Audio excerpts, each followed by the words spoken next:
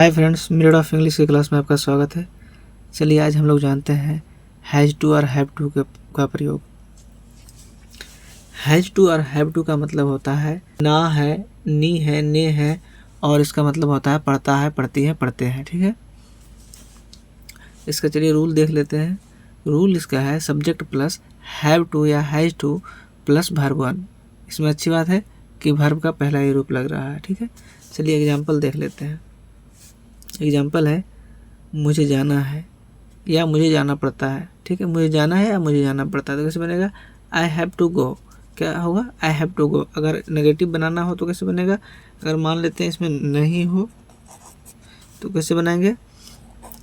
आई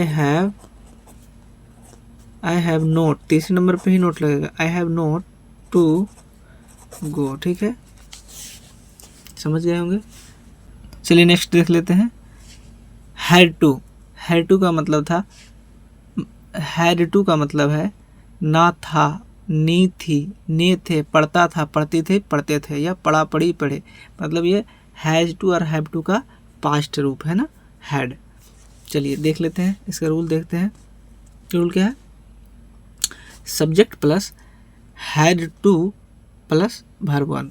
इसमें भी verb one लग रहा है। ठीक है, चलिए एग्जाम्पल देख लेते हैं। एग्जाम्पल क्या है? उसे जाना पड़ा, उसे जाना पड़ा। सबसे पहले सब्जेक्ट ही, उसके बाद क्या करा? हैड, ही के बाद had, he had to go, he had to go. Simple. दूसरा देख लेते हैं, मुझे जाना पड़ता था। देखिए इसका पहचान तीन तरह से है, ना था, नी थी, ने थे, पढ़ता था, पढ़ती थी, पढ़ते थे, या फिर पढ़ा, पढ़ी, पढ़े। तो मुझे जाना पड़ा, इसको देख लेते हैं कैसे बनेगा। आई हैड, इसमें हैज और हैव का टेंशन ही खत्म हो गया, सिर्फ हैड लगेगा। I had to go.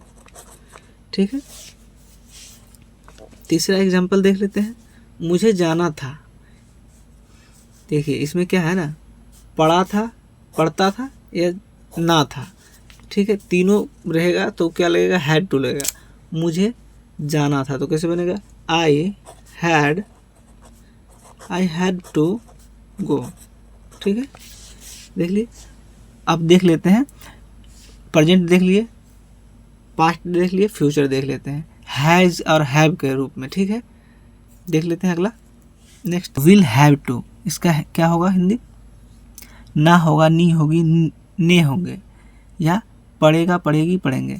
Example देख लेते हैं, प्लस रूल देख लेते हैं। रूल क्या है? Subject plus will have two plus verb one. सब में वर्ब वन लग रहा है। देख लेते हैं एग्जाम्पल। उसे जाना पड़ेगा, कैसे बनेगा? उसे जाना पड़ेगा तो he will have to go. ठीक है, ये देख लिए।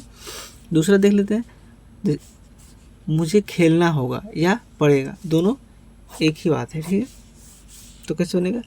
आई विल हैव टू प्ले।